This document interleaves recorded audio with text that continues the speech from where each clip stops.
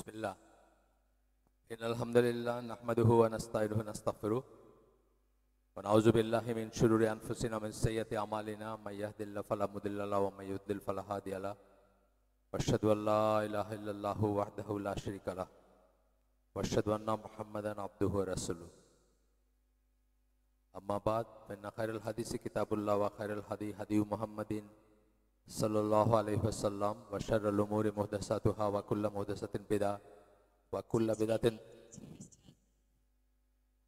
बिदअतिन दलाला व कुल्लु दलालातिन फिन्नार। अस्सलामु आलैकुम व रहमतुल्लाहि व बाराकातुहू। उल्टा पाल्टा की सब নিজস্ব আছে না, মোবাইল ডাটা টার্ন অফ কিছু একটা মানুষের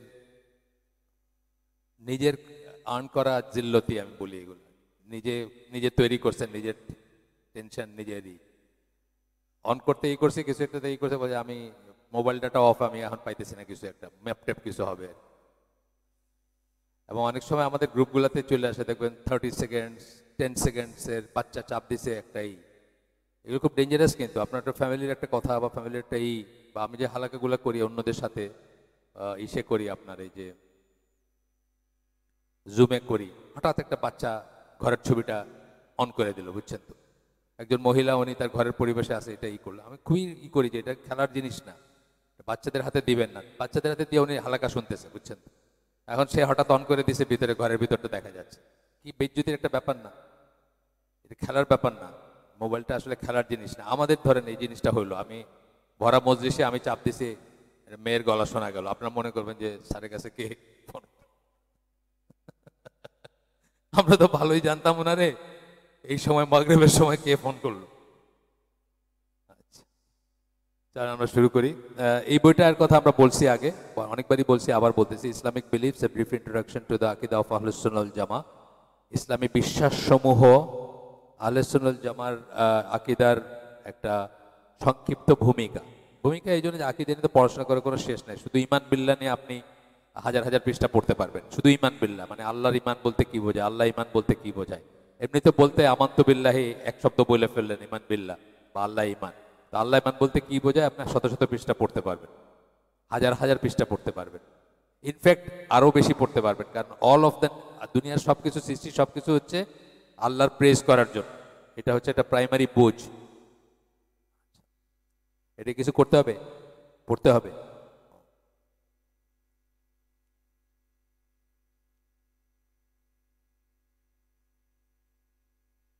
এক সেকেন্ড,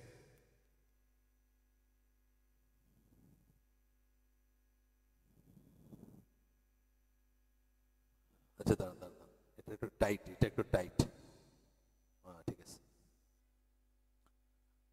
তো যেটা বলতেছিলাম যে বিশ্বাসসমূহ, ইসলামী বিশ্বাসসমূহ, তো এই বইটাকে আমি মনে করি যে একটা বেসিক বই, সবাই পড়া উচিত, জানা উচিত, শোনা উচিত এবং পারলে কালেক্ট করা উচিত। এখানে 11টা চ্যাপ্টার আছে, 11টা চ্যাপ্টারে আকিদার 11টা দিক তুলে ধরছেন, যেগুলো প্র্যাকটিক্যাল আকিদা বলি আমি, বা প্র্যাকটিক্যাল লাইফে আপনি যখন ঈমান আকিদা শিখলেন, ওটার ইমপ্লিকেশন কি, কিভাবে ওটাকে প্র্যাকটিক্যাল লাইফে অ্যাপ্লাই করবেন, সেটার একটা সুন্দর আছে, মানে রোড ম্যাপ আছে এখানে বলতে পারেন। তো আমরা যে চ্যাপ্টারটা পড়তেছিলাম সেটা ছিল the belief of আহলুস Sunnah concerning সাহাবা, আহলুল বাইত অ্যান্ড দ্য কালিফস বা খলিফা, তাদের ব্যাপারে আমাদের বিশ্বাস কি হবে।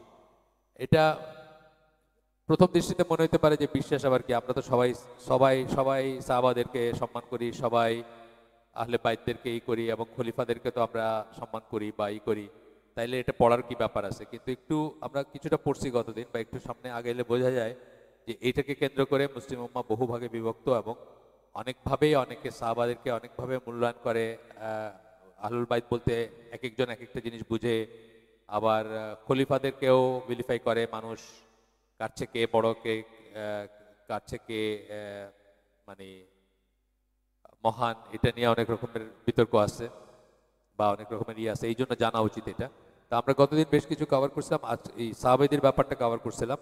আজকে আমরা আহলুল বাইতের কথায় আসবো। আহলুস সুন্নাহ জামা লাভ আহলুল বাইত, the members of the prophets house hold, তার গৃহের মানুষ যারা, ঘরের মানুষ যারা, তার ফ্যামিলির মানুষ যারা, in accordance with words of the prophet সাল্লাল্লাহু আলাইহি ওয়াসাল্লাম, আল্লাহ রাসূল সাল্লাল্লাহু আলাইহি ওয়াসাল্লামের কথা অনুযায়ী আমরা তাদেরকে ভালোবাসবো। মুসলিমের হাদিস এটা, fear Allah with regard to the members of my household. আমার আমার গৃহের মানুষজন যারা আছে বা গৃহের লোক যারা বা আহালের লোক যারা, আমার ফ্যামিলির লোক যারা, তাদের ব্যাপারে আল্লাহকে ভয় করো। দুইবার বলছেন একই কথা, fear Allah with regard to the members of my household. তাইলে আমরা বুঝলাম যে তাদেরকে বিলিফাই করা, তাদের সম্বন্ধে খারাপ কথা বলা, খারাপ ধারণা পোষণ করা, তাদের সমালোচনা করা, এইসব জিনিস থেকে প্রাইমারিলি আমাদের বিরত থাকতে হবে, যদি না তারা কেউ বিপদগামী হয়ে যায়। আসে না, হইতে পারে তাদের ফ্যামিলির ভিতরে হইতে পারে, আল্লাহ রসুলের ফ্যামিলি চেনে বিপদগামী মানুষ আছেন না, আছেন। যেমন ধরেন খোমেনি, সে নিজেকে রাসুলের ফ্যামিলির বলে ক্লেম করতো। আলী আকবর হাশেমি রফসানজানি, হাশেমি মানে কি জানেন তো, হাশেমাইট, রাসুলের বংশধারা যারা, তো তাদেরকে তো আমরা ওই ভালোবাসা দিতে পারবো না, কারণ তারা আমাদের সমস্ত খলিফাদের সাহাবীদের গালিগালাজ করে, ওইটা সোয়াবের কাজ তাদের কাছে, ওদেরকে গালিগালাজ করতে পারলে মানে ওই সে যখন যায় মক্কা মদিনা যখন যায়, ওইটা হলো তাদের একটা মানে হজের রিচুয়ালস আর কি, যে ওইটা না হলে হজই পূর্ণ হবে না যদি ভালো করে গালিগালাজ না করতে পারে, কার্স করতে যদি না পারে। সুতরাং তারা আহলুল বাইত হইলেও বা ওই ফ্যামিলি চেইনের যদি হয়ও, তাহলেও আমরা তাদেরকে অ্যাকোমোডেট করতে পারবো না, বিকজ তারা অলরেডি ডিভিয়েন্ট, এটা বুঝতে হবে। নিঃশর্ত না জিনিসটা, ধরেই নিচ্ছি আমরা যে যারা ইমানের উপর থাকবেন, যারা সুন্নাহর উপর থাকবেন, যারা আল্লাহ রসুলের দেখানো পথের উপর থাকবেন, তাদের বেলায় রেসপেক্টের কথাটা আসতেছে। অন্যত্র আসছে এটা, অন্য দলিলে আসছে বা অন্য ইসে আসছে, অনেকেই মনে করছেন এটাকে ব্লাইন্ডলি হবে নাকি। যেমন ধরেন রাসূল সাল্লাল্লাহু আলাইহি ওয়াসাল্লামের প্রতি আমাদের এটা কি ব্লাইন্ড না? ব্লাইন্ডই তো। কোনো যুক্তিতে কোলাক বা না কোলাক, আপনি বুঝেন বা না বুঝেন, উনি বলছেন এই কথাটা আমার জন্য শিরোধার্য, শেষ। এই জন্য সাহাবীরাও এইভাবেই দেখছেন। সাহাবীরা তো আমাদের চেয়ে অনেক জ্ঞানী ছিলেন, অনেক বেশি বুঝতেন, অনেক ক্লোজ ছিলেন, তারপরেও রাসূল জুতা খুলে রাখছেন, যেই সাইডে রাখছেন সবাই খুলে সেই সাইডে রাখছেন। উনি পরে জিজ্ঞেস করছেন যে তোমরা জুতা খুললা কেন, আপনি যে জুতা খুলছেন? তখন উনি বললেন আমার না হয় জিবরাইল বলছেন যে আমার জুতার নিচে ময়লা আছে, তোমাদের কি হয়েছিল? এটা বলে উনি একটু হাসছেন, কিন্তু তিরস্কার করেন নাই, কারণ এই কাজটাই ঠিক। রাসূল যেটা করছেন ওটা বোঝেন না বোঝেন সেটা অনুসরণ করাটাই ঠিক, বা সেটা তার আদেশ মানাটা ঠিক।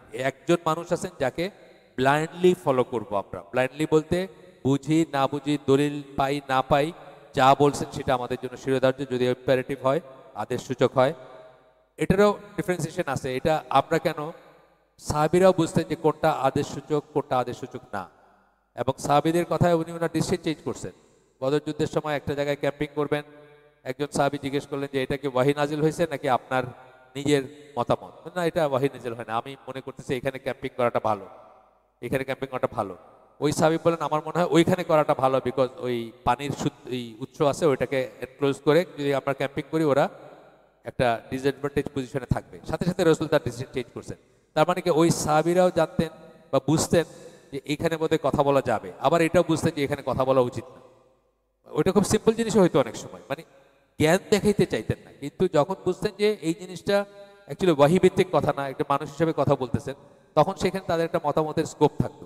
ওয়াহিভিত্তিক কথায় তাদের কোনো মতামতের স্কোপ থাকতো না, তারা কোনোদিন জিজ্ঞেস করতেন না যে এটা কেন, আগে বুঝালোই তারপরে করবো, এটা বলতেন না। এইটাই আমাদের লাইন হওয়া উচিত। আচ্ছা, এরপরে এখানে একটা আয়াত আসতেছে। এই বইটা পড়ার আগে আমি আয়াতটাতে খেয়াল করি নাই যে স্পষ্টত শিয়ারা তো আপনার আয়েশা রাদিয়াল্লাহু আনহা বলেন বা অন্যান্য ওয়াইফরা বলেন, আয়েশা রাদিয়াল্লাহু আনহা বা অন্যান্য ওয়াইফ যারা, তাদেরকে শিয়ারা আহলুল বাইত বলে স্বীকার করে না, বরং উল্টাটা করে, গালিগালাজ করে, তাদের চরিত্র নিয়ে কথা তুলে। মানে আল্লাহ যেখানে তাকে নির্দেশ বলছেন সূরা নূরে, সেখানে তারা তার চরিত্র নিয়ে প্রশ্ন তোলে, আপনারা জানেন হয়তো। তো এখানে আমরা দেখব যে কিভাবে স্পষ্ট ভাষায় আল্লাহ বলে দিচ্ছেন যে তারা সবাই আহলুল বাইত, তারা সবাই রাসূলের পরিবারের সদস্য, এবং তাদেরকে ভিলিফাই করা যাবে না। এই জন্যই আমাদের শেখার দরকার আছে যে তাদেরকে ভিলেন বানানো যাবে না, তাদেরকে দোষারোপ করা যাবে না, তাদের চরিত্র হরণ করা যাবে না। হ্যাঁ, পলিটিক্যাল লাইনে যদি আমরা, মানে ওদের তো পলিটিক্যাল ব্যাপারই এটা, আসলে তো শিয়া ব্যাপারটা হলো একটা পলিটিক্যাল ব্যাপার। ধরেন মানে যে ডিভিশনটা হয়েছে, এই ডিভিশনটা এখন কি পলিটিক্যাল রাইভালরিতে চলে গেছে না? সাফাভিড ডাইনেস্টি যখন আসলো ইরানের, এখানে সমস্ত সুন্নিদেরকে বলছে যে হয় কনভার্ট করবা, নাইলে চলে যাবা, নাইলে মারা যাবা, তিনটা চয়েসের একটা। তো এই করে তো তারা এখনো কিন্তু ডিভাইডটা পলিটিক্যাল ডিভাইডই। আপনি দেখবেন কি করে এই সুন্নিদেরকে ভাঙা যায়, কি করে এদের ভিতর ফিতনা তৈরি করা যায়, কি করে এদেরকে রেভলিউশন বা বিপ্লবে উদ্বুদ্ধ করা যায়, এই এই চেষ্টাই কিন্তু চলতেছে।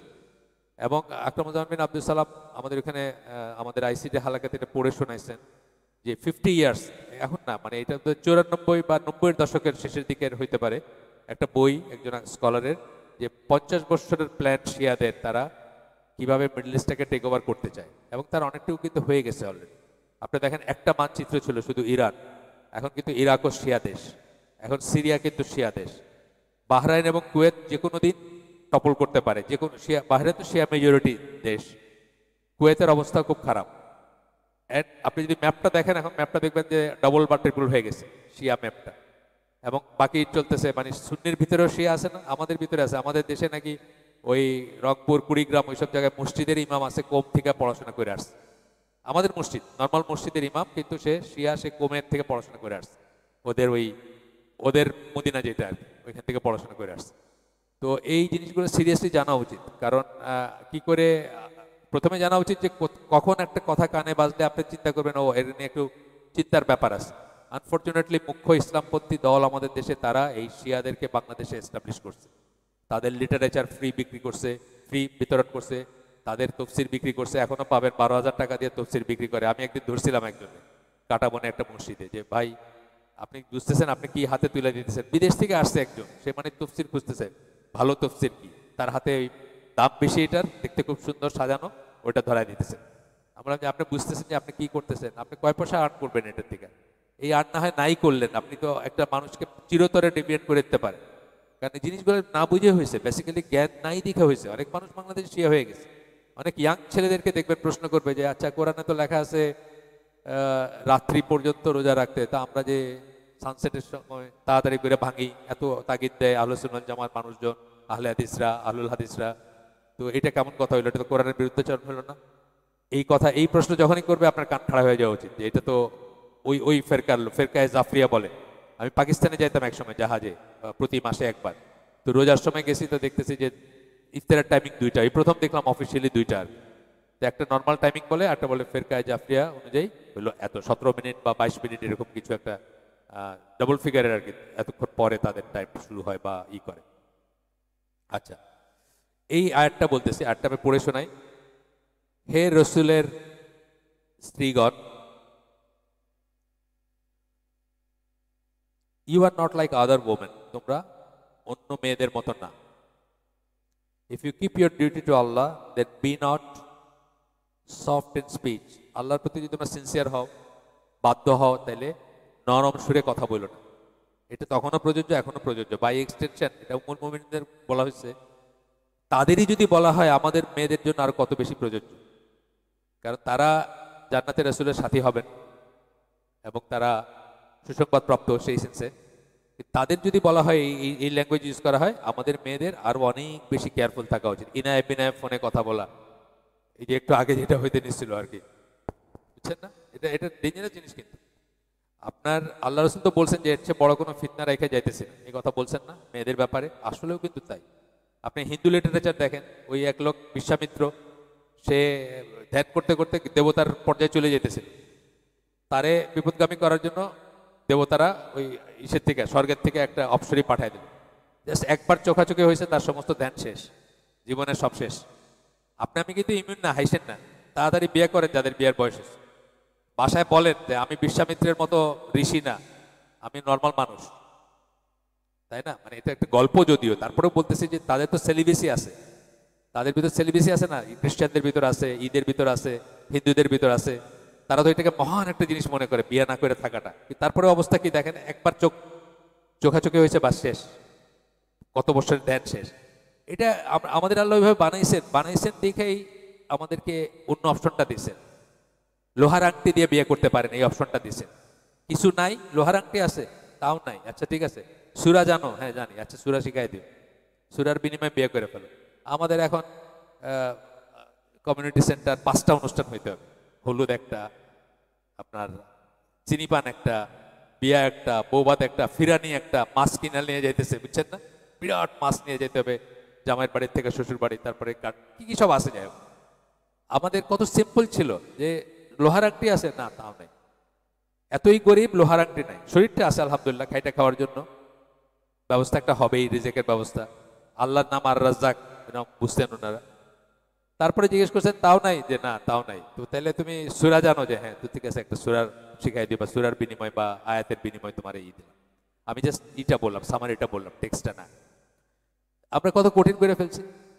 কত টাকা হইলে এনাফ টাকা হবে, এরকম একটা ছেলের বিয়ে করতে কত টাকা হইলে এনাফ টাকা হবে? 30+ বয়সে ওয়েট করতেছে কত টাকা হইলে এনাফ টাকা হবে। অথচ কি দরকার ছিল, শুধু সূরা জানে কিনা। আমি শিওর সূরা ফাতিহা জানে। এই বলতে আমি, উনি আমার প্রিয় মানুষ, সামনে পড়লেন দেখাইলাম। আমি বলতেছি না যে উনি সেই ব্যক্তি। আপনাদের সবাই যারা হাসতেছেন বসে বসে, সবাই সবাই বয়স হয়েছে। যাই হোক, বাবা মা তো আর আমাদের কাছে আসে না। এটাও একটা দুর্ভাগ্য। ছেলেপেলেরা যখন শুনে মাথা নাড়তেছে, বাবা মা তো দেখে না যে মাথা নাড়তেছে কিনা, বুঝছেন? আচ্ছা, তারপরে বলতেছেন সফট, নরম করে যেন কথা না বলেন। কেন? Lest in whose heart is a disease, যার অন্তরে রোগ আছে। সেই রোগটা কি? Of hypocrisy, of evil desire and adultery. Hypocrisy, মুনাফিকি, ইভিল ডিজায়ার, খারাপ নিয়ত, এবং অ্যাডাল্টারি বা মানে ব্যভিচার। Should be moved with desire, তার ভিতরে যেন ডিজায়ার না জেগে ওঠে। ঢাকা শহরে আমি যখন আরো ইয়াং, আমি কয়েকজন মহিলা আমার আত্মীয়, তাদের ফোন ধরতাম না, বিকজ আমাদের প্রত্যেকের এটা আছে, কিন্তু একটা টাইপ অফ ভয়েসের প্রতি আমরা অ্যাট্রাক্টেড ফিল করি। আমি তাদের ফোন ধরতাম না, কারণ ওই ওই পিচের ভয়েসটা আমার কাছে খুব অ্যাট্রাক্টিভ মনে হতো, এবং আমি নিজেকে সেফ মনে করতাম। আমাকে দাওয়াতি কাজে ইংল্যান্ডে, সুইডেনে যাইতে বলে, আমি বলি না ভাই, আমি সেফ মনে করি না নিজে। আমার এখনো এই ইমান হয় নাই যে সুইডেন কি জিনিস আমি জানি, ইংল্যান্ড কি জিনিস আমি জানি। আল্লাহ আমাকে অনেক দেশে নিছেন, আমার এই কনফিডেন্স হয় নাই যে আমি সারাক্ষণ চোখটা ফুটপাতের দিকে থাকবে, এই কনফিডেন্স নাই আমার। সুতরাং মানে কবিরা গুনাহ এবং অথবা গুনাহ, যে কোনো গুনাই হোক, গুনাহ এবং রিকমেন্ডেড কাজ, দাওয়াতি কাজ কি, সুইডেনে গিয়ে দাওয়াতি কাজ করা আমার তো রিকমেন্ডেড, আমার জন্য ফরজ না।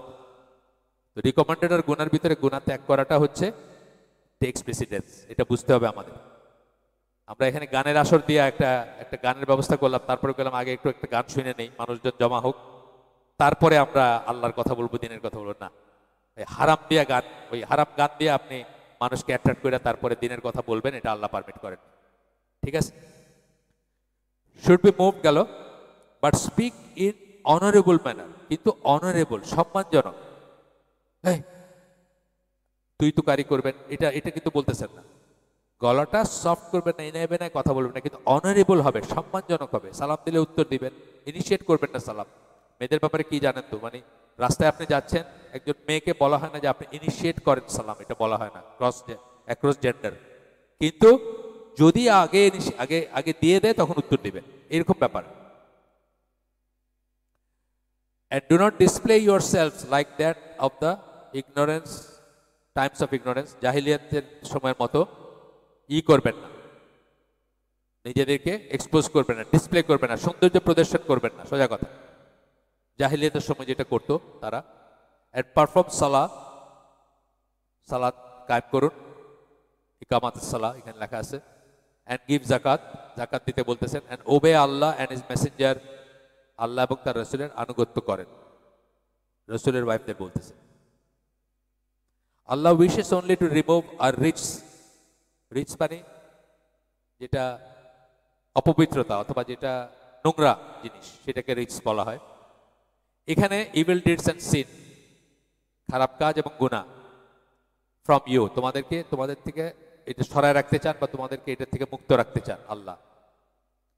এরপরের কথাটা হচ্ছে, যে এই কথাটা নিয়ে এতক্ষণ আমরা কথা বলতেছি, যে আহলুল বাইত কারা। এরপরে বলতেছেন O members of the family of the prophet.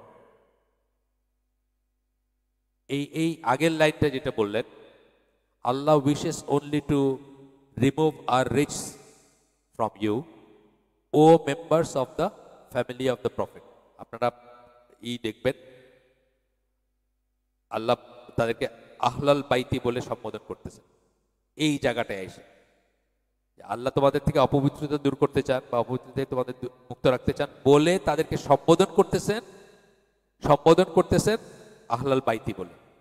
এইখানে সমস্ত সংশয় শেষ, যে আয়েশা রাদিয়াল্লাহু আনহা আহলুল বাইত কিনা, আরও যারা ছিলেন ওয়াইফ তারা কিনা, নাকি শুধু আলী রাদিয়াল্লাহু আনহু চেনে যারা আসছেন খাদিজা থেকে রাদিয়াল্লাহু আনহা থেকে, এইখানে সমস্ত কনফিউশন শেষ। কিন্তু এই চোখ থাকিতে অন্ধ, তারা এটার পরেও তারা বলবে যে না, তারা না, শুধুমাত্র ওই চেনে যারা আসছেন তারাই আহলুল বাইত, আর বাকি কেউ আহলুল বাইত না। আমরা এই জায়গায় আমাদের ব্রেনটাকে ঠিক করে নিব এবং আমরা ওই সমস্ত ট্র্যাপে পড়বো না। ওই সমস্ত ট্র্যাপ বলতে ওই শিয়াদের ট্র্যাপে পড়বো না। খুব সুন্দর সুন্দর কথা বলে, কিন্তু খুব সুন্দর কথা বলে। আমাদের দেশে মানুষ কিন্তু সুন্দর কথা শুনে না, এই জন্য বলি যে সুন্দর করে কথা বলার ফাঁদে পড়বেন না কোনোদিন। সুন্দর করে কথা বলে কিন্তু এই করবে। আর আমাদের আম্মাদের দেখছি যখন বিশ্বাস সিন্ধু পড়তেন ভেউ করে কাঁদতেছেন, সব বানোয়াট গপ্প, সব বানোয়াট রূপকথার মতো গপ্প পড়তেছেন রিলিজিয়াস জিল নিয়া। নানীরা থেকে, নানীদের জেনারেশন থেকে শুরু হয়েছে আম্মাদের জেনারেশন পর্যন্ত কাঁদতেছেন রিলিজিয়াস জিল নিয়ে। কথাগুলো শুনতে অনেক সফট লাগে, বুঝছেন না? যখন একটা বানোয়াট গল্প কিন্তু অনেক সুন্দর হইতে পারে না তা না। পাকিস্তানের খুব বড় মানে দায়ী কমিউনিটির বলতেছে যে, দায়ী কমিউনিটির খুবই সুন্দর বক্তা বলতেছে যে ফাতিমা রাদিয়াল্লাহু আনহা যখন জন্ম হয় তখন মারিয়াম আলাইহিসসালাম এবং অন্যান্য আরো যারা মানে মৃত, যাদের আসার কথা না আর কি, তারা এসে নাকি ডেলিভারিটা করছেন। কত সুন্দর কথা না? এই কথাটা, গপ্পটা শুনতে কত সুন্দর লাগে না? যদি এটা আপনার ইনায় বিনায় বলতে পারেন, আহা, মানুষের সুবহানাল্লাহ বলতেছে, আপনাদের মতোই লম্বা দাঁড়িয়ালা মানুষই বসে সুবহানাল্লাহ বলতেছে। তো অনেক সময় এই বানোয়াট গল্প শুনতে ভালো লাগতে পারে, কিন্তু এটা কোনো দলিল না। বানোয়াট গল্প বানোয়াটি। আর রিলিজিয়াস প্রিচিং কোনোদিন মিথ্যা কথা থেকে সত্য দিনের প্রচার হবে কোনোদিন হবে না। মানুষকে অ্যাট্রাক্ট করতে গিয়ে মিথ্যা কথা বলে মানুষকে আকর্ষণ করতে গিয়ে, মানুষকে কনভিন্স করতে গিয়ে অনেক মিথ্যা গল্প বলে, কিন্তু মিথ্যা দিয়ে সত্যের দিকে দাওয়াত হবে কোনোদিন হবে না। এন্ড এবং মিনস, এন্ড মানে হচ্ছে আলটিমেট গোল, মানুষকে ইসলামের দিকে ডাকবেন, আনবেন। মিনস যে কথাগুলো বলতেছেন দুইটাই শুদ্ধ হইতে হবে। হ্যাঁ, পথটাও শুদ্ধ হইতে হবে, গন্তব্যটাও শুদ্ধ হইতে হবে। আমি বলি না, প্রায় অনেক সময় যারা চিনেন আমাকে জানেন, আমি বলি যে মদ বিক্রি করে মসজিদ বানাইতে পারবেন, আবার দুধ বিক্রি করে মদ খাইতে পারবেন না। দুইটাই ঠিক হইতে হবে, এন্ড এবং মিনস দুইটাই ঠিক হইতে হবে। এইখানে এসে বলতেছেন, O members of the family of the prophet, এটা হচ্ছে দলিল। And to purify you with a thorough purification, এবং তোমাদেরকে পবিত্র করতে চান। ডেফিনেটলি রাসূলের ওয়াইফরা অনেক বেশি, তাদের স্ট্যান্ডার্ড বা ইটা অনেক বেশি। তাদেরকে আল্লাহ ওইরকম রাখতে চান। কিন্তু বাই এক্সটেনশন উল্টাভাবে যদি আমরা চিন্তা করি যে আমাদের আরো কত দরকার এটা, আমরা সাজেগোজো করব না, আমরা জাহিলিয়াতুল উলার মতো বাইরে যাব না, আমরা সৌন্দর্য প্রদর্শন করব না, আমাদের মেয়েরা, আমাদের বোনেরা বা আমাদের ইরা। আমি তো মনে করি এই যে দায়ুসের লেকচারটা দেখছেন কিনা আমি জানি না, আসুন্না কমপ্লেক্সে একটা প্রোগ্রাম হয়েছিল, আমার একটা লেকচার আছে দায়ুসের উপর, দেখে পড়লে আপনি মানে আপনার হাত পা ঠান্ডা হয়ে আসবে, বা এটা শুনলে বা ওই জিনিসগুলো যদি আপনি চিন্তা করেন। ধরেন আপনি একটা বাসের টিকিটের জন্য গেছেন, কথার কথা, এই ঈদের সিজনে খুব পাড়াপাড়ি লাগে না? রাইতে মানুষে আধা রাইতে গেলে লাইতে বাস বা ট্রেনে, এখন আপনার ওয়াইফের সামনে আগায় দিলে আপনি ইজিলি টিকিট পাবেন। এটাও কিন্তু দিয়াসা। আপনার ওয়াইফকে আপনি এক্সপ্লোর করলেন, একটা লোকের সামনে ঠোঁটপালি শালা বউরে পাঠাই দিলেন যে যাও একটু টিকিটটা, আপনার বউকে দাঁড়াইলো এখানে শ্যাম্পু করে চুল নিয়ে, ওই লোক দেখেই আচ্ছা ঠিক আছে ম্যাডাম দিয়ে দিল। এটা দিয়াসা।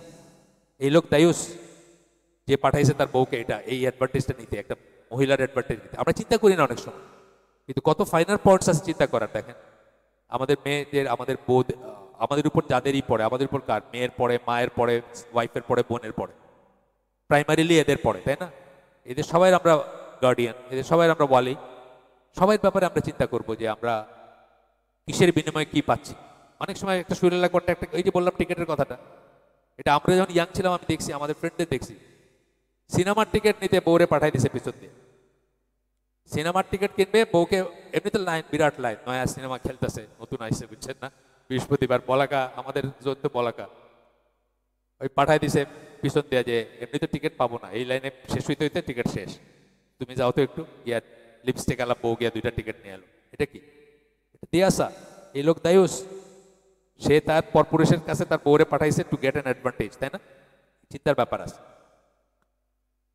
হিজ ওয়াইফস ইনক্লুড, এখন ওয়াইফ কারা এখানে একটা কথা মানে জানার জন্য, বা মারিয়া নামে যে মহিলা ছিলেন, ইজিপশিয়ান কপটিক খ্রিস্টিয়ান, ইজিপ্ট থেকে একজন তাকে গিফট হিসাবে রাসূলকে পাঠাইছিলেন, উনি কিন্তু উম্মুল মুমিনিন না। এই লিস্টে নাই এবং ওনাকে মুমিন মনে করা হয় না। ঠিক আছে, উনি কনকিউবিন যেটাকে আমরা বলি সেটা। কনকিউবিন কিন্তু ইসলামে জায়েজ এবং এটা সমালোচনা করা যাবে না, কিন্তু এখন কনকিউবিনের কোনো রাস্তা নাই। এখন কনকিউবিনের কোনো রাস্তা নাই, বিকজ আবার যদি কখনো কোনো খলিফা মুসলিম উম্মাকে লিড করেন, আবার যদি কখনো ধর্মযুদ্ধ বা জিহাদ, রিয়েল জিহাদ হয়, পলিটিক্যাল যুদ্ধের ধর্মযুদ্ধ বলি না আমরা, এবং তখন যদি তার ডিসিশন হয় যে যুদ্ধবন্দী যারা তাদেরকে কৃতদাস দাসী হিসাবে করে দেওয়া হবে, তবেই কেবল এই পসিবিলিটি আসতে পারে। আমাদের দেশের অনেক লম্বা দাড়ি জিহাদি লোকজন ইউরোপে আমেরিকায় থাকে, সাথে চামড়া বেটি একটার সাথে লিভ টুগেদার করতেছে। কাফির না, কাফির তো এ আমার কনকিউবিন, মানে ভাবটা হলো যে এটা আমার কৃতদেশী, আমার এগুলো ফ্যালাসি, বুঝছেন না? আল্লাহকে ফাঁকি দেওয়া, রসুলকে ফাঁকি দেওয়া। শিয়ারা মোতা ম্যারেজ করে না, শিয়াদের কিন্তু মোতা ম্যারেজ আছে। এটাকে মানে একদম পিওর পিওর প্রস্টিটিউশন। এটাকে আর কোনো নাম দেওয়ার কোনো মানে উপায় নেই। আল্লাহকে ফাঁকি দেওয়া না এটা। মোল্লা ডাকলো, বিয়াও পড়াইলো, 2 ঘন্টার বিয়া, আপনি গেলেন, 2 ঘন্টা পরে বিয়া শেষ। এটাকে আল্লাহকে ফাঁকি দেওয়া? আল্লাহকে ফাঁকি দেওয়া, ফন্দি করা আল্লাহর সাথে। ওই বনি ইসরায়েলরা যেরকম মাছ আটকায় রাখতো, শনিবারে আর রবিবারে ধরতো। আল্লাহ বলছেন শনিবারে মাছ ধর বানাতাম, শনিবার তো ধরি নাই, ধরছিল রবিবারে, শনিবারে খেলে আটকায় রাখছিল। এরকম ফন্দি করা। যাই হোক, এখন ওয়াইফদের নাম বলতেছেন, খাদিজা রাদিয়াল্লাহু আনহা, আয়েশা, হাফসা, হাবিবা। হাবিবা কে ছিলেন, কে বলতে পারবেন? হাবিবা একটা কারণে স্পেশাল। কেন? আবু সুফিয়ানের মেয়ে ছিলেন। উনি একবার দেখা করতে আসছিলেন, মুশরিক ছিলেন, বসতে গেছিলেন কার্পেটে, ওনার মেয়ে কার্পেটটা ছড়ায় ফেলছেন, এই কার্পেটে রসুল বসে, তুমি মুশরিক, তুমি এখানে বসতে পারো। স্টোরি, বুঝছেন না? তারা কিভাবে দিনকে বুঝতেন বা কিভাবে দিনকে রিয়েলাইজ। আমরা এখন এগুলোর ধারে কাছেও নাই। মুশরিক ভাই আসলে বসো ভাই, খাও ভাই, আইসা এতদিন পরে। তারা রিলিজিয়াস লাইনে দুনিয়াটাকে ভাগ করতেন।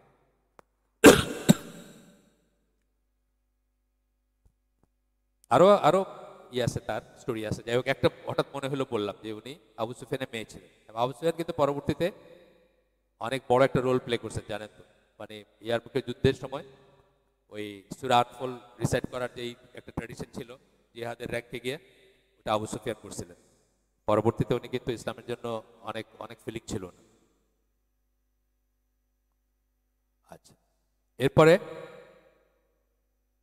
আপনার আর কে? সালামা, জানেন আপনারা, তার কথা আমরা শুনি। সৌদা বিন সৌদা, আচ্ছা বিনতে, যেটা বাবার নাম পড়া দরকার, অসুবিধা নেই, এক নামে দুইজন নাই এখানে। জায়নাব রাসূল সাল্লাল্লাহু আলাইহি ওয়াসাল্লামের কাজিন ছিলেন এবং পালক পুত্রের ওয়াইফ ছিলেন। এটা নিয়ে ওয়েস্টার্নাররা খুব অ্যাটাক করে আমাদের। পালক পুত্র পুত্র না ইসলামে, বাস এক কথাই শেষ। ইসলামে পালক পুত্র পুত্র না। পালতে পারেন আপনি, কিন্তু তার বাপের নাম দিয়ে তারে পালতে হবে। বাপের নাম না জানা থাকলে আব্দুল্লাহ মার্কে একটা নাম দিতে হবে। নিজের নামে পালা যাবে না, বা পিতৃ পরিচয় গোপন করে চেঞ্জ করে নিজের নামে পালা যাবে না। এবং সে যখন বয়সে যাবে, বয়স হবে তার, তখন সেই মা, আনলেস যদি একেবারে ছোটকালে নিয়ে থাকেন এবং দুধ পান করায় থাকেন, সেটা যদি না হয় তাহলে ওই মায়ের সাথে তার পর্দা ওয়াজিব। ধর্মের ভাই, ধর্মের বোন, ধর্মের বাপ, ধর্মের মা, এটার ইসলামে কোনো স্থান নাই। আমার দেশে দেখবেন, আমার আত্মীয়া একজন, তারা ইমামের ওয়াইফ, ইমাম সাহেব মারা গেছেন, ওয়াইফ বেঁচে আছেন এখন। তো আমি কোন একটা জায়গায় বুঝতেছি যে ওনার কাছে একজন ভদ্রলোক আসলেন এবং খুবই ঘটা করে তারা খাওয়ানো হলো, একদম ভিতর বাড়িতে নিয়ে খাওয়া হলো। কি ব্যাপার? আমার ধর্মর ভাই, সিলেটি কথায়, ধর্মের ভাই। ধর্মের ভাই কোনো কনসেপ্ট নাই, ধর্মের ভাই বিয়ে করতে পারে, আর বিয়া যে করতে পারে তার সাথে পর্দা করতেই হবে। এবং আরো আশ্চর্য ব্যাপার হচ্ছে যে আমরা এই রিলেশনগুলো মাথায় রাখি না যে এইগুলা কি মাহরাম নন মাহরাম কিনা। আপনার ছেলের শালি, সে আপনার নন মাহরাম, তাকে আপনি বিয়ে করতে পারেন। আমার দেশে কি মেয়ের মতো মনে করেন? বৌমার বোন, এটা তো আমারই মেয়ে না, এটা আপনার জন্য নন মাহরাম, এটাকে আপনি এটাকে বিয়ে করতে পারেন, সুতরাং তাকে সেপারেট রাখতে হবে। এই জিনিসগুলো জানি না দেখে আমাদের দেশে অবিচার, ব্যবিচার, আউল ফল, কত রকমের ঘটনা আমরা দেখি, কত জাতের ঘটনা দেখি আমরা। এরপরে আসেন মাইমুনা রাদিয়াল্লাহু আনহা, জুয়াইরিয়া, এনারা সব রাসূলের ওয়াইফ। সাফিয়া, এই কয়জনের নাম বললেন, তারা সবাই হচ্ছে রাসূল সাল্লাল্লাহু আলাইহি ওয়াসাল্লামের ওয়াইফ। তারা আহলুল বাইত। ওয়াইফ মানে আহলুল বাইত, আগে বললাম, তারা আহলুল বাইত। আচ্ছা, এরপরে বলতেছেন আহলুস সুন্নাহ জামা believe that they are pure and innocent of all evil. আমরা বিশ্বাস করি যে তারা পিওর, সতী ছিলেন, পবিত্র ছিলেন, সকল খারাপ জিনিসের ঊর্ধ্বে ছিলেন। মিনিং আল্লাহ তাদেরকে যে, এটা আল্লাহর ইচ্ছা, ইভেন আপনার আমারও পরিশুদ্ধ কিন্তু আল্লাহর ইচ্ছাটা সম্ভব। এই জন্য আমরা কি বলি, আমরা শুরু করব যে কোনো শুদ্ধকরণ, যে কোনো দাওয়াতি কাজ, যে কোনো ইসলামী কাজ, যে কোনো নেম এনিথিং, যা বলবেন আপনি শুরু করতে হবে। এখানে দেখবেন যে দাওয়াতি কাজের জন্য একটু পরে আসবে যে তারা আল্লাহর উপরে প্রথমে ভরসা রেখে শুরু করেন, জাগতিক জিনিসের উপর না। মাইক হইলে, ইন্টারনেট হইলে, ক্যামেরা হইলে, লাইট হইলে, প্যান্ডেল হইলে, টাকা হইলেই দাওয়াতি কাজ হয়ে যাবেন না। শুরু হবে আল্লাহ দিয়ে। কিন্তু দুনিয়াবি জিনিসগুলোকে আমরা অস্বীকার করি না। ইট ইজ ট্রু যে আমার যদি একটু বসার জায়গা দিয়ে মানুষ হয়তো বসবে, আমি যদি প্যান্ডেলটা নাই, মানুষ হয়তো ওটার নিচে ছায়া পাইলে ওখানে বসবে। হ্যাঁ, আমি যদি তাদেরকে ধরেন, ইভেন যদি আমি খাইতে দেই, খাওয়ার আয়োজন করেন না, খাওয়া কিন্তু দাওয়াতি মানে কাউকে দাওয়াত দেওয়ার, কারো মন নরম করার একটা পদ্ধতি কিন্তু খাওয়া সুন্নায় ছিল, এখনো আছে সেটা। এই হজের ট্রিপে বলছেন না বেশি বেশি সালাম দিতে এবং খাওয়াইতে, এটা রয়েছে। কিন্তু ওইগুলা না, ওইগুলা মেজর না। প্রথম শুরু হইতে হবে আল্লাহর কাছে চায়া, আল্লাহর উপর ভরসা করে। এই জন্য আমি অনেকখানি বলছি, আবার বলতেছি, কালকেও বোধহয় বললাম কোন একটা হালাকায়, কালকে না পরশু দিন ছিল হালাকাটা, যে আমরা যখন বড় হচ্ছি তখন একজন কবির কবিতা খুব প্রচলিত ছিল, নির্মলেন্দু গুণ। তো তার একটা কবিতায় ছিল, উনি বলতেছেন, প্রেমের কবিতা অফকোর্স, আমাদের কাছে এইগুলো তো তখন আমার জাহিলি যুগ আর কি, আমার লাইফের জাহিলি যুগ। তো বলতেছেন যে এই বুকে এটা আছে, দুঃখ আছে, ভালোবাসা আছে, এটা বিরাট একটা লিস্ট দিতেছেন যে বুকের ভিতরে তার কি আছে আর কি, কান্না আছে, এটা আছে, ওইটা আছে, আমি ভুলে গেছি। লাস্ট লাইনটা হচ্ছে শুধু তুমিই থাকো। আমরা ইসলামের নামে ব্যাংক হয়েছে, আমাদের ইউনিভার্সিটি হয়েছে, স্কুল হয়েছে, হসপিটাল হয়েছে, শুধু ইসলামী হয়নি। কেন?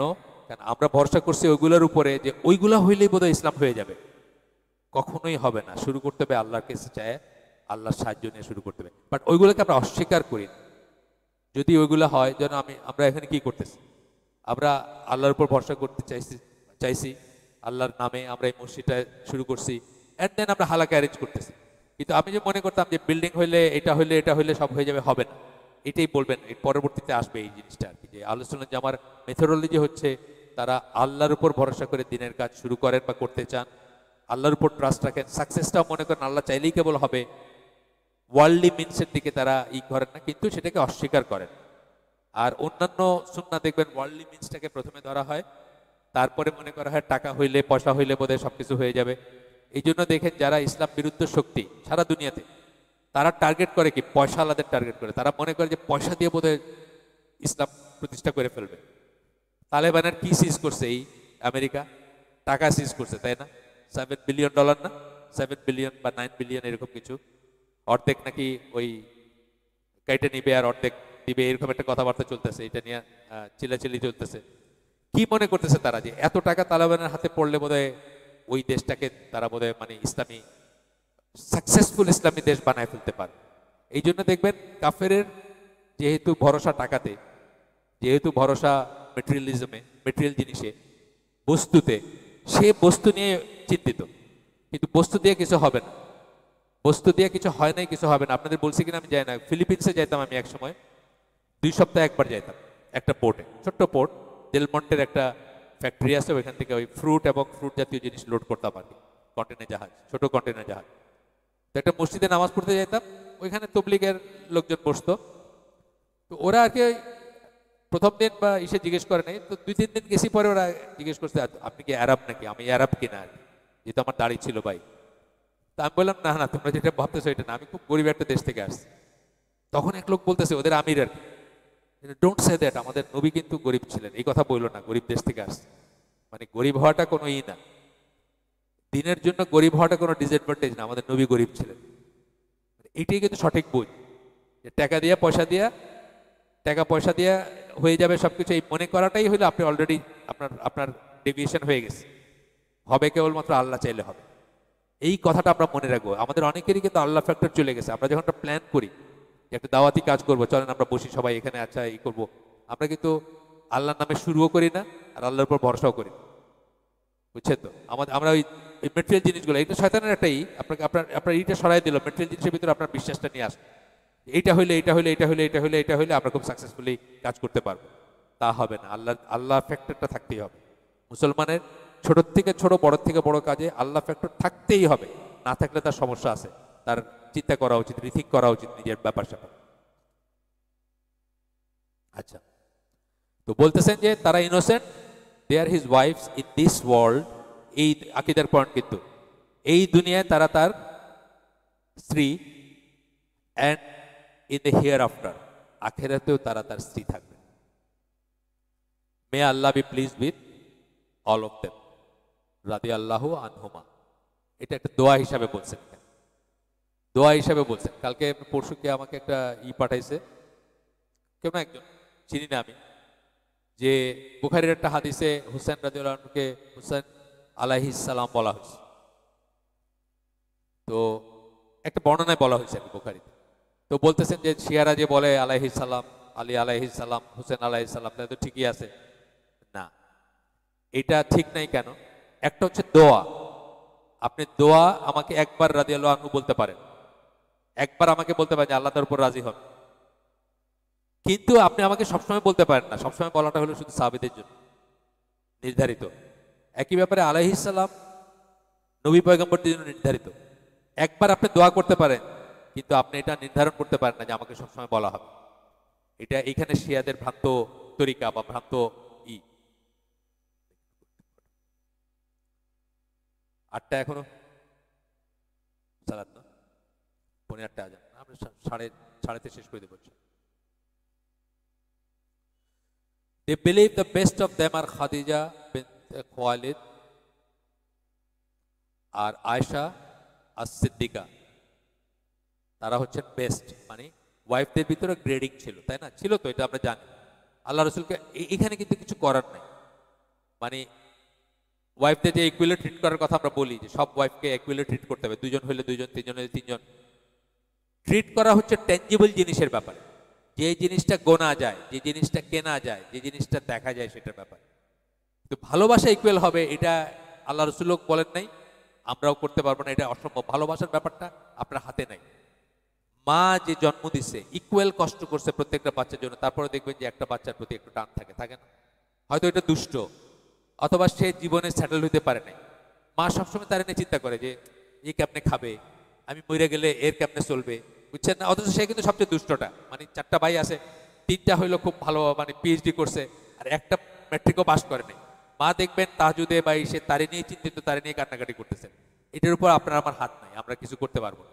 কিন্তু ট্যাঞ্জিবল জিনিস যেটা, ওই মাই যদি গিফট দেন কখনো, প্রত্যেককে সমান দিতে হবে, ঠিক না? সুন্নাত থেকে আসছে না এটা? ওই মাই যখন গিফট দিবেন তখন প্রত্যেকটা ভাইকে সমান গিফট দিতে হবে, তখন কিন্তু ওই করতে পারবেন না, ব্যতিক্রম বা পার্থক্য করতে পারবেন।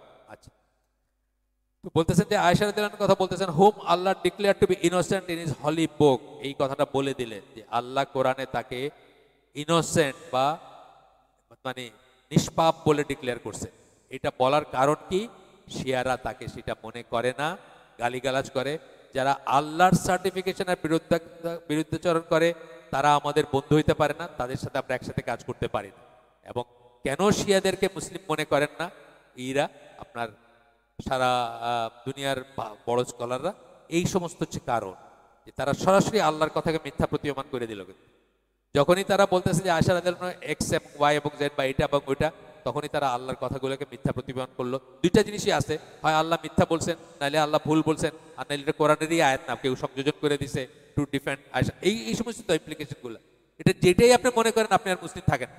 এই জন্য আমাদের বড় স্কলাররা বলেন না, ডিক্লেয়ার করেন না, কিন্তু শিয়াদেরকে মুসলিম মনে করেন। আমি আপনাদেরকে বলছি আগে বা এখনো বলতেছি, ফতোয়া islam.com, 1 লাইনের ফতোয়া, নাসিরউদ্দিন আলবানীর ফতোয়া, একটা বইয়ের কথা বলতেছে যে এই বইতে যা লেখছে, based on that Khomeini cannot be considered a Muslim, cannot be considered a Muslim. এই কথাটা যে লেখছে তাকে মুসলিম বলা যায়। শেষ, 1 লাইনে কথা শেষ। কিন্তু পলিটিক্যাল রিজনসে এগুলো নিয়ে কথা বলা হয় না। যুদ্ধ লেগে যাবে, মারামারি এমনিতেও আছে, মারামারি আরো লাগবে, এই জন্য বলা হয়। Whoever accuses her of that which Allah has declared her to be innocent, যে তাকে এই অভিযোগে অভিযুক্ত করে, যেটার ব্যাপারে আল্লাহ তাকে নিষ্পাপ বলছেন, ইজ এ কাফির। সরাসরি বললেন, কোন রকম ছাড়া বললেন, কোন রকম ইফ অ্যান্ড বাট বলেন না, সরাসরি। দেখেন আপনারা বইটা দেখেন, এক লাইনের কথা বলছেন। আবার পড়ি আমি, হুয়েভার অ্যাকিউজেস হার, যে কেউ যে তাকে অভিযুক্ত করে, of that of which Allah has declared her to be innocent, যেটা আল্লাহ তাকে ইনোসেন্ট বলছেন, আল্লাহ তাকে নিষ্পাপ বলছেন, ইজ এ কাফির, ইজ এ কাফির। রাসূল সাল্লাল্লাহু আলাইহি ওয়াসাল্লাম বলেন, এখন ইসের কথা বলতেছেন, আয়েশার সুপিরিয়রিটির ব্যাপারে বলতেছেন, যে তিনি অন্যদের চেয়ে সুপিরিয়র, এই কথা বলতেছেন। এছাড়াও এখানে আসেন হাদিসটা, আল্লাহ রসুলকে জিজ্ঞেস করা হয়েছিল যে আপনার সবচেয়ে প্রিয় কে, ভালোবাসার দিক দিয়ে। আল্লাহ রসুল বলছেন আয়েশা রাদিয়াল্লাহু আনহার কথা। তারপরে জিজ্ঞেস করছে দেন কে, তারপরে কে, তখন বলছেন তার বাবা। সহি হাদিস এটা, প্রথমে বলছেন সে, তারপর বলছেন তার বাবা। এরকম স্ট্যাটাস যাদের, তাদেরকে যারা ভিলিফাই করে, তাদের সাথে আমাদের ইউনিটি বা একতার কোনো ব্যাপার নাই, একসাথে কাজ করার কোনো ব্যাপার নাই, আনটিল দে মেক তওবা, এবং তারা ফিরে আসে। এরপরে যে মানে এরপরে চ্যাপ্টারটা চলে যাচ্ছি, যেহেতু আমাদের কয়েক মিনিট সময় আছে, ধরেন 14 মিনিটের মতো আমি কথা বলবো। এটা হচ্ছে অ্যাটিটিউড অফ আহলুস সুন্নাহ জামা towards those who follow their whims and desires and follow innovation. অত্যন্ত ইম্পর্টেন্ট একটা চ্যাপ্টার। বাংলাদেশে এই চ্যাপ্টারটা ঘরে ঘরে গিয়ে পারলে হালাকা করে বলে আসা উচিত, যারা হুজুগ অনুসরণ করে, উইমস মানে হুজুগ, ডিজায়ার মানে হাওয়া, আমার এটা ভালো লাগে, আমার এটা ভালো লাগে, তাই আমি এটা করব, এটা কি কোনো মুসলমানের হইতে পারে? হতেই পারে, প্রশ্নের ওঠে না। ভাল লাগার কত জিনিস আমরা করি না, করতে পারি না, আমাদের হাত বাঁধা। মোমেন বান্দার জন্য পৃথিবী কারাগার শুরু, কত ভালো লাগার জিনিস আমরা করতে পারি। রোজার দিনের বেলা খাইতে ভাল লাগে আমাদের, টেলিভিশনের আদান একটা নাচ দেখতে ভাল লাগে আমাদের, ঘুষ হোক সুদ হোক টাকা পাইতে ভাল লাগে না, এটা বললেন না। টাকার গন্ধ খুব মিষ্টি না, খুব ভালো গন্ধ। আমার যখন সবুজ নোটে টাকা দিতে, আমি নতুন নোট হলে একটু শুকতাম পয়লা, খুব খুব ভালো লাগে। কিন্তু যে কোনো মূল্যে কি এটা নেওয়া যাবে? ঘুষ হোক সুদ হোক যে কোনো মূল্যে নেওয়া যাবে। অনেক কিছু আমরা পারি না, ভাল লাগা অনেক জিনিসই পারি না। ইনফ্যাক্ট মানে নিঃশর্তভাবে ভাল লাগা কোনো জিনিস আমরা করতে পারি, যেইটাই হোক সেটা নিঃশর্তভাবে, সেটা যদি ভাল লাগা জিনিস নিঃশর্তভাবে করতে যাই এবং ওইটাকে প্রাধান্য দেই, ভালোবাসার শিরক হবে। আপনাদের আগে বলছি, কিসের ভালোবাসার শিরক? আপনার নিজের হাওয়াকে আপনি ইলা বানায় নিছেন, নিজের ভিতরে হাওয়া যেটা আমরা বলি, আপনার চাওয়া, আপনার বাসনা, আপনার কামনা, এটাকে আপনি হাওয়া বানায় নিছেন। আপনার যেটা ভালো লাগে ওইটা আপনি করেন। আমার ভোট আমি দিব, যাকে খুশি তাকে দিব, এইটা হলো আলটিমেটার। আমার শরীর আমি দিব, যারে খুশি তারে দিব, আপনার বলার কি আছে? এটা আমরা একটা মুসলমান করতে পারে। আসেন আমরা পড়ি একটু। আলোচনা জামার বেসিক প্রিন্সিপালের একটা হচ্ছে আকিদার। এটা কিন্তু আকিদা পয়েন্ট পড়তেছি আমরা, এটা কিন্তু না, আমল না, এটা কিন্তু অন্য কিছু না, এটা আকিদা। কিন্তু আমরা বিশ্বাসটা পড়তেছি, এটা কিন্তু একটা বিশ্বাস যে আমি আমার হুজুগ ফলো করতে পারবো না, এটা বিশ্বাস যে আমি আমার ভাল লাগাকে ফলো করতে পারবো না। আমাকে দলিল দেখতে হবে, এটা এই ভাল লাগা জায়েজ কিনা, এই ভাল লাগা ঠিক কিনা।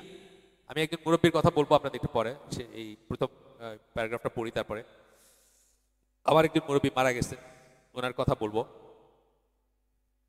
তো বলতেছেন যে আলোচনা জামার আকিদার বেসিক প্রিন্সিপাল, মানে আকিদার একটা অংশ হচ্ছে কি, that they hate those who follow their whims and desires. যারা হুজুগ ফলো করে, যারা হাওয়া ফলো করে, তাদেরকে তারা অপছন্দ করেন, ঘৃণা করেন। এখানে একদম হেট কথাটাই বলছে, দোজ বলছেন। আজকাল বাংলাদেশে আবার নতুন ফিতনা, পাপকে ঘৃণা করো, পাপীকে নয়, বলে না? বাপরে বাপ, আল্লাহ তো সবখানে পাপীর কথাই বলছেন, কোরআন খুললে তো খালি পাপীর কথাই দেখে। এই একটু আগে কি বললেন? তোমরা হচ্ছে অন্য মেয়েদের মতো না। কারে বলছেন? মানুষরে বলছেন না? বলছেন নাকি যে তোমাদের এই জিনিসটা তোমরা অন্যদের মতো না, কিন্তু তোমরা অন্য বলছেন? বলেন নাই। আল্লাহ তো সবসময় মানুষ কি বলতেছেন। আমরা আবার নতুন মানবতাবাদী থিওরি বাইর করছি যে পাপীকে ঘৃণা করো, পাপকে না। এটা টু সাম এক্সটেন্ট ঠিক। যেমন ধরেন একজন একটা গুনাহ করতেছে, তার জন্য তওবার দরজা বন্ধ হয়ে যায়, দাওয়াতের দরজা বন্ধ হয় নাই, হিদায়াতের দরজা বন্ধ হয় নাই। এই সেন্সে আপনি বলতে পারেন যে তার পাপটার জন্য তাকে আমি করব, কিন্তু তাকে ডাকবো, তার স্কোপ আছে, সে এসে বসবে, সে শুনবে, এই সেন্সে বলতে পারে। কিন্তু তারা ইনোসেন্ট করে দিলেন যে তার কোনো রেসপন্সিবিলিটি নাই, এটা হইলো নাকি? কিছুই না। কারণ সবখানে আল্লাহ জান্নাতি জাহান্নামী কারে বলছেন? মানুষরে বলছেন, পাপরে বলেন নাই, পুণ্যরে বলেন নাই। বলছেন এই পুণ্যটা জান্নাতি আর এই পাপটা হলো জাহান্নামী, এটা বলছেন নাকি? না, মানুষরে বলছেন। তো সুতরাং এটা হলো মানবতাবাদী কথা। দৌলত দেওয়ার ওদেরকেও মানুষ মনে করো, ওদেরও পুনর্বাসন, ওদেরকে বেশ্যা বইল না, ওদেরকে যৌনকর্মী বলো। ওদের কাজটা খারাপ, ওরা মানুষ তো খারাপ না, আমরা এটা বলবো না। আমরা বলবো মানুষও খারাপ, কাজও খারাপ। তবে তওবার দরজা বন্ধ হয়ে যায় না যতক্ষণ সে মৃত্যুর ফেরেশতা না দেখতেছে। হ্যাঁ, ততক্ষণ পর্যন্ত তওবার স্কোপ আছে, এবং সে আমার চেয়ে বেটার জান্নাতি হতে পারে, সে জান্নাতে যেতে পারে, আমি নজবিল্লাহ আমি জাহান্নামী হতে পারি, সেটাও বলতেছি আমি। কিন্তু তাই বলে আমি এটা বলবো না যে পাপকে ঘৃণা করো, পাপীকে না। পাপ এবং পাপী দুইটাকেই আমরা সমালোচনা করব, তবে তার জন্য স্কোপ থাকবে, বেনিফিট অফ ডাউট থাকবে, আনটিল এন্ড আনলেস সে কাফের হয়ে গেছে। কাফের হয়ে গেলেও দাওয়াতের স্কোপ থাকবে, বাট কাফেরকে আমরা কাফের জন্য কি একটাই দোয়া করব, হেদায়েতের দোয়া, তাকে ভালোবাসবো না কখনো, সেটা হলো আলাদা একটা স্ট্যাটাস। এছাড়া যাকে মুসলিম বলা যায়, তার যত গুনাই থাকুক, স্টিল সে আমাদের ভাই, লিমিটেড স্কেলে হইলো আমাদের ভাই। কারণ আল্লাহ রসুল 73 ফিরকার যে হাদিস বলছেন, সেখানে বলছেন মাই উম্মা, বলছেন আমার উম্মা 73 ভাগে বিভক্ত হবে বলছেন। আমার উম্মা যখন বলতেছেন, তার মানে তারাও এই ইসলামের ফোল্ডে আছে, বা তারাও মুসলিমদের অংশ, এটা বুঝতে হবে। যখন এটা থেকে বাইরে হয়ে গেল, তখন আর আমার উম্মা থাকলো না। যাই হোক, তো বলতেছেন যে অ্যান্ড হু ফলো ইনোভেশনস, এবং যারা বেদাত ফলো করে, বেদাত নিয়ে আমরা অনেক কথা বলছি, আরো বলবো। Those who introduce into Islam things that are not part of it, ইসলামে এমন জিনিস ইন্ট্রোডিউস করে যেটা এটার অংশ ছিল না বা না। 40 4 দিন, মিলাদ, জশনে জুলুসে, ঈদে মিলাদুন নবী, সকল ঈদের বড় ঈদ, হ্যাঁ, রাসূলের লাইফ মানে কি বলে, জন্মদিন নাকি সকল ঈদের বড় ঈদ, ট্রাকে করে মিছিল করা, বাতি। এখন তো দেখি সরকারি ভবনও সাজায়, তাই না? আস্তে আস্তে কিন্তু সরকারি ভবনে লাইটিং শুরু হয়েছে। এটা আমরা যখন বড় হচ্ছি তখন ছিল না, কিন্তু এখন দেখি বেশ সাজায় আর কি, সরকারি ভবন লাইটিং করে, বা রাস্তাঘাটে লাইটিং দেখা যায় ই করে। কারণ এটা যুক্তিটা খুব খুব সুন্দর যুক্তি। কিন্তু ঈসা আলাইহিস সালাম আমাদের নবী, শ্রেষ্ঠ নবী। ঈসা আলাইহিস সালাম যতই বড় হন, আমাদের নবীর চেয়ে তো লেস মর্যাদা ওনার, মানে ওই হিসাবে নবীদের ভিতর গ্রেডিং আছে। এটা আবার একটা ফিতনার পয়েন্ট। কিন্তু অনেক মানুষ এটা নিয়ে প্রশ্ন করে, লা ইউকাল্লিফুল্লাহু নাফসান ইল্লা উসাহা, ওই আয়াতের আগে আমানা রাসূলু বিমা উনজিলা ইলাইহি মির রাব্বিহি ওয়াল মুমিনুন কুল্লুন আমানা বিল্লাহি ওয়া মালাইকাতিহি ওয়া কুতুবিহি ওয়া রুসুলি লা নুফাররিকু বাইনা আহাদিম মির রুসুলি। ওই যে লা নুফাররিকু বাইনা বললাম, এটার জন্য বলে তাইলে আমরা কেন বলি আমাদের নবী শ্রেষ্ঠ? এটা আমরা ফারাক করি না, তাদের ভিতরে ভেদাভেদ করি না। কোন সেন্সে ভেদাভেদ করি না? সত্য মিথ্যার ব্যাপারে করি না। আমার জন্য নবী আর ওনারা নবী না, যেটা ইহুদিরা করে। ইহুদিরা, কালকে একটা ইহুদি লোকের পড়তেছিলাম, যে ইন্টারভিউ দেখতেছিলাম, ওই সে ইহুদি পণ্ডিত, আল্লাহু আকবার, আমরা যে আল্লাহু আকবার বলি, এই কথাটা এক্স্যাক্টলি ইহুদিদের কথা আর কি, মানে এক্স্যাক্টলি যায় তাদের সাথে, এটার সাথে তাদের কোনো কন্ট্রাডিকশন নেই। আমরা যে আল্লাহু আকবার বলি বা আমাদের এইগুলা, তারপরে বলতেছিল আমরা শুধু ইসলামের প্রায় প্রতিটি জিনিসই আমাদের সাথে যায়, শুধু মুহাম্মদ নবী কিনা এটা নিয়ে আমাদের সন্দেহ আছে, আর কিছু গিয়া কোনো লাভ আছে? বুঝছেন না? এইটা হলো ফারাক করা, যে তারা ঈসা আলাইহিস সালামকে নবী মানে না, রাসূল সাল্লাল্লাহু আলাইহি ওয়াসাল্লামকে মানে না। খ্রিস্টানরা এটা দেখাও কিন্তু ঈসা আলাইহিস সালামকে মানে, কিন্তু রাসূল সাল্লাল্লাহু আলাইহি ওয়াসাল্লামকে মানে না। এই সেন্সে আমাদেরকে বলা হয়েছে লা নুফাররিকু বাইনা আহাদিম মির রুসুলি, রাসূলদের কাউকে আমরা ফারাক করি না, বা ই করি না, আলাদা করি না, সিঙ্গেল আউট করি না, বা অন্য চোখে দেখি না। সেটা তো অবশ্যই আমরা এখন we are the only living Christian, যদি আপনি ওইভাবে যান। আমরাই হচ্ছে একমাত্র জীবন্ত খ্রিস্টিয়ান। ঈসা আলাইহিস সালাম যা প্রিচ করে গেছেন, আমরাই সেটা ধারণ করে আসি। ঈসা আলাইহিস সালাম তো আর এই মূর্তি পূজা প্রিচ করেন নাই, আমরাই সেটা ধারণ করে আসি। তো বাট এখন আমরা আমাদের খ্রিস্টান বলবো না, এখন আমরা মুসলিম বলবো, যেহেতু আমাদের নবী আসছেন, শরিয়া নিয়ে আসছেন। কিন্তু ঈসা আলাইহিস সালাম সত্যি সত্যি যা প্রিচ করছেন, তার যে নির্যাস, সেটা আমরাই ধরে রাখছি, আপনি কেউ ধরে রাখেন। তারা তো নিজেদের ইসের সিনেমা বানায় ফেলছে ঈসা আলাইহিস সালাম নিয়ে, এবং তাকে নিয়ে ঠাট্টা মস্করা আছে, টিটকারি আছে। তাকে এমনকি বলছে উনি হিস্টোরিক্যাল ক্যারেক্টার না, মানে উনি ঐতিহাসিক কোনো চরিত্রই না। এটা তাদের কথা, আমাদের কথা না। আমরা তাকে কি করি? আমরা তাকে রেসপেক্ট করি না? আমরা তাকে রেসপেক্ট করি। আমরা এটা মুখ দিয়ে আসবেই না আমাদের যে উনি কোনো হিস্টোরিক্যাল ক্যারেক্টার না। বা উনি এটা না, উনি ওইটা না, এই কথাগুলো আসবেই না কোনোদিন আমাদের মুখে। যাই হোক, এরপরে they do not love them, তাদেরকে ভালোবাসে না। দেখেন কোথায় লাইন টানবেন, এটা দেখেন, তাদেরকে ভালোবাসবেন। বিদাতিকে ভালোবাসা নিষেধ। কোন সেন্সে ভালোবাসা নিষেধ? তার কাজগুলাতে তাকে সাথে থাইকা, তাকে অ্যাপ্রিসিয়েট কইরা, তাকে বাহবা দিয়া, তার পিঠ চাপড়ায়া না, বলতে হবে যে তোমার এইটা ভুল এবং এইটা ঠিক। আমরা কি বলি যে সারা পৃথিবীকে আমরা 3 ভাগে ভাগ করি। আল ওয়ালা ওয়াল বারা আমাদের কি বলে? সারা পৃথিবী 3 ভাগে বিভক্ত।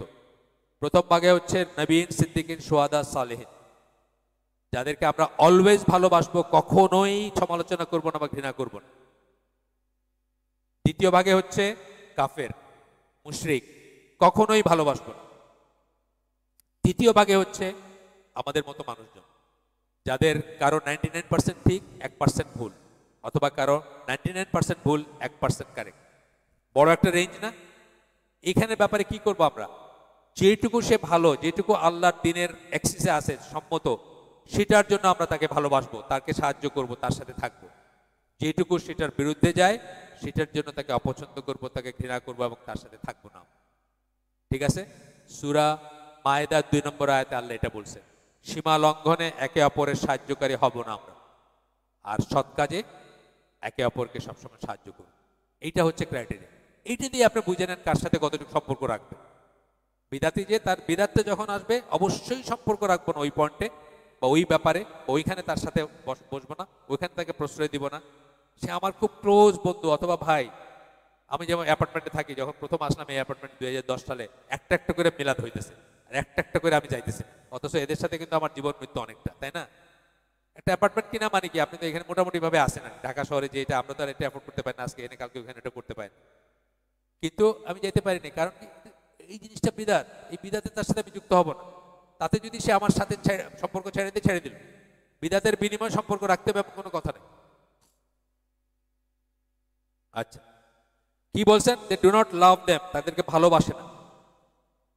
অর কিপ কোম্পানি, তাদের সাথে কোম্পানি, তাদের সঙ্গী হয় না, তাদের সাথী হয় না। কম্পেনিয়নশিপ মানে কি? এই যে আমরা এখন কোম্পানিতে আছি, আমরা একে অপরের কোম্পানি না, কম্পেনিয়নশিপ। সাহিবুন বলি না আরবিতে? সাহিবুন বলি, যেখান থেকে সাহাবি আসছে, আসহাব আসছে, কথাগুলো যেখান থেকে। আচ্ছা, all listen to what they say, বিদাতের যা যে কোনো কথা বলবে যেগুলো, ওইগুলো আমরা শুনবো না। এই জন্য একটু মানে একটু বসি বয়ানে, একটু তালিমে বসি, ওই বস্তা বস্তা বই থেকে পড়তেছে, হাদিসের ডেফিনিশনে জানে না, এই সৌজন্যের খাতিরে বসবো না। অর সিট উইথ দেম, তাদের সাথে বসে না। Or dispute with them about matters of religion, এমনকি তর্কও করে না তাদের।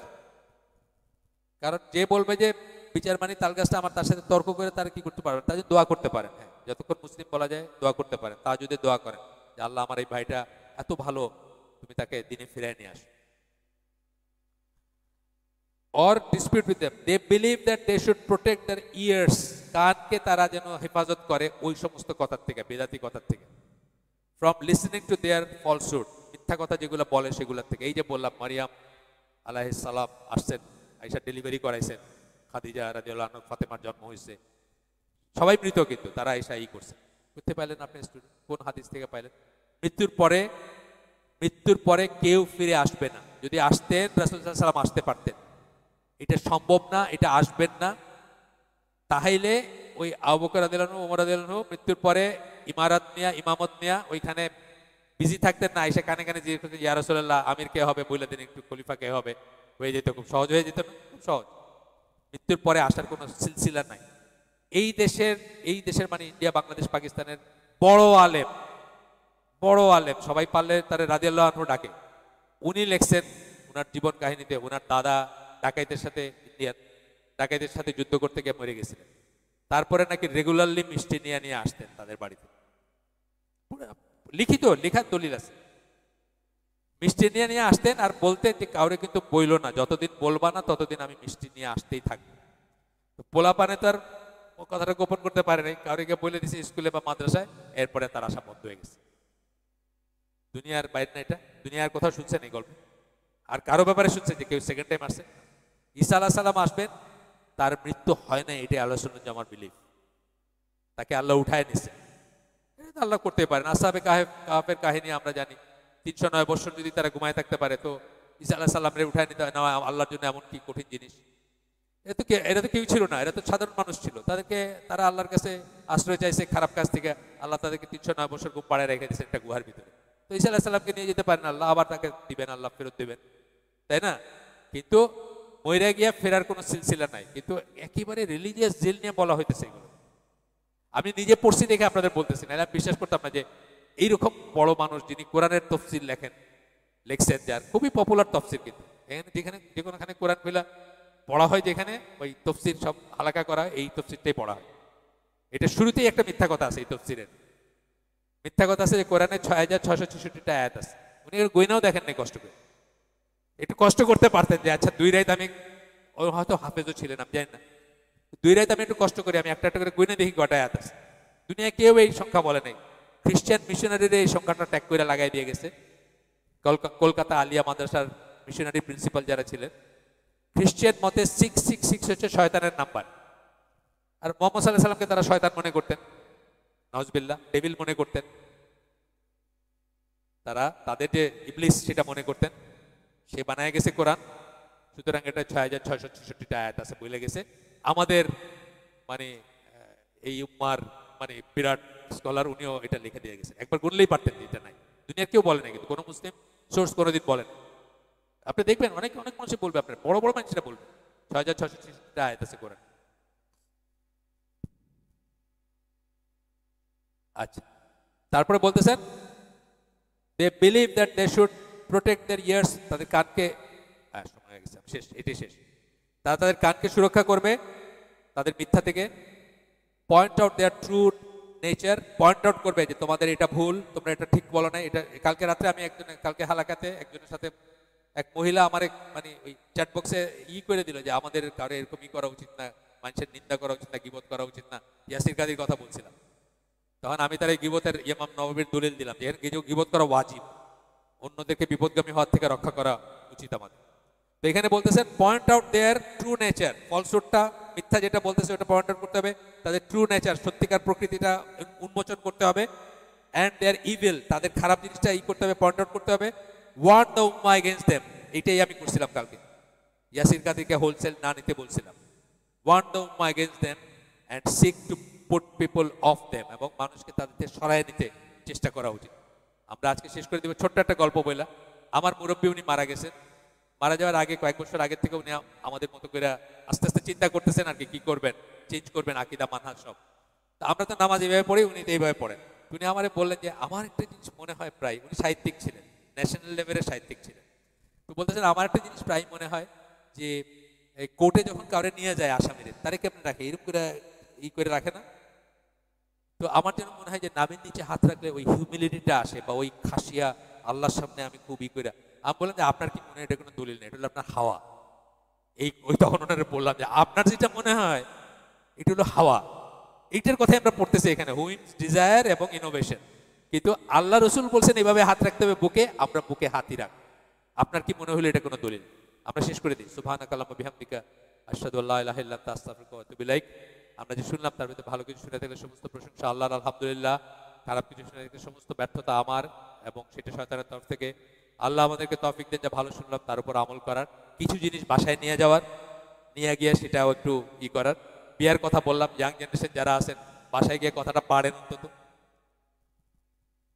পরিবার, বাবা মা, ভাই ভাবি, ভাবি কোনো শব্দ ইসলামে নাই, বলতে পারি আমরা জাস্ট আইডেন্টিফাই করার জন্য। ভাবি, চাচি, মামি, এই শব্দগুলো ইসলামে নাই। ভাবি মায়ের মতো, চাচি মায়ের মতো, মামি মায়ের মতো, এরকম কোনো কনসেপ্ট নাই। ভাবিরে বিয়ে করা যাবে ভাই মরলে বা ডিভোর্স করলে, মামিরে বিয়ে করা হলে মামা মরলে বা ডিভোর্স করলে, চাচিরে বিয়ে করা যাবে চাচি মরলে বা ডিভোর্স করলে। এই কনসেপ্টই নাই ইসলাম। ইসলামে কি বলে? ভাইয়ের বউ, চাচার বউ, মামার বউ। দেখবেন আরবি ভাষায় দেখবেন ভাবি, চাচি, মামি, এগুলোর কোনো নাই। আচ্ছা, বলছেন ঠিক আছে, আইডেন্টিফাই করতে বাংলা ভাষায় বলছেন ঠিক আছে, এইটা মনে রাখবেন। ভাবি কথাটার মিনিংও খুব নোংরা একটা মিনিং, জেনে নিন কি মিনিং। দেবর কথাটার মিনিংও খুব নোংরা। পরিবারে বাবা মা, ভাই ভাবি, কেউ পর্দার গুরুত্ব বোঝে না। এমন অবস্থায় কি ওই পরিবারের একজন বউ পর্দা করতে চাইলে কিভাবে করবে? আলাদা জায়গায় থাকবে। আল্লাহর বিধান ওয়াজিব ফরজ এটা যেখানে তরক হচ্ছে সেখানে থাকার কোনো বাধ্যবাধকতা নাই। আলাদা বাসা দিবেন, আলাদা স্পেস দিবেন, আলাদা চুলা দিবেন, তাকে আলাদা জায়গায় থাকবেন। বাবা মাকে দেখে আসবেন, তাদের সেবা করতে হলে সেবা করবেন, হক আদায় করে আসবেন, কিন্তু তাকে বেপর্দা অবস্থায় রাখা যাবে না। শুধুমাত্র আপনার বাবাই তার মাহরাম, আর বাকি যেগুলো বললেন ভাই বা অন্য কেউ তো তার মাহরাম না। ভাইয়ের ছেলেও যদি থাকে গ্রোন আপ, সেও মাহরাম না, তাই না? এটাই সম্ভব, আর কিছু না। আর এমনিতে আলাদা একটা স্পেস কিন্তু তার হক। যে কোনো ওয়াইফের একটা হক হচ্ছে সে যদি হাজব্যান্ডের দিকে তাকায়, হাজব্যান্ডের বাবা মার দিকে বাবা মার সেবা করতে বা ফেভার করতে থাকে, সেটা ঠিক আছে, সেটা করতে পারে, সেটা নিষিদ্ধ না। কিন্তু তার হক আছে যে তার একটা আলাদা স্পেস হবে যেখানে সে চুলটা খুইলা মাথার কাপড়টা ফেলে বসতে পারবে, শ্বাস ফেলতে পারবে, তাই না? 24 ঘন্টা কি হিজাব করে মেকআপ করে কেউ থাকতে পারবে? পারবে না। এটা তার হক আছে। এবং একটা চুলার হক আছে, তার আলাদা কুকিং রেঞ্জ থাকতে পারে, চাইতে পারে সে আপনার কাছে। এমন অবস্থায় বাবা মা ছেলের উপর রাগ করেন, এই রাগে আল্লাহর আনুগত্য অনানুগত্য থেকে রাগের 1 পয়সার কোনো ভ্যালু নাই। রাগ যদি আল্লাহর লাইনে হয় অনেক বড় জিনিস, বাবা মার রাগ করাটা অনেক বড় জিনিস। যদি আল্লাহর লাইনে হয় রাগটা, মানে আল্লাহর অধিকার দিচ্ছেন সেটা আপনি খর্ব করতেছেন, সেই রাগ যদি করেন সেটা কিন্তু অনেক বড় একটা জিনিস। নেক্সট টু গড, আল্লাহর পরেই আপনার আনুগত্যের দাবিদারের ভিতর ওনারা হচ্ছেন বাবা মা, স্পেশালি মা। আচ্ছা, বাড়িতে থেকে পর্দা করতে কি সমস্যা? বাড়িতে থেকে পর্দা করতে বুঝাই দিবেন সমস্যা কি। প্রথমে শোনেন, এই ঘোড়ার আগে গাড়ি নিয়ে তো কোনো লাভ নাই। আমি এখন প্যারিসের বারে গিয়ে যদি বলি এই মদ খায় না, মদ হারাম, কোনো লাভ আছে?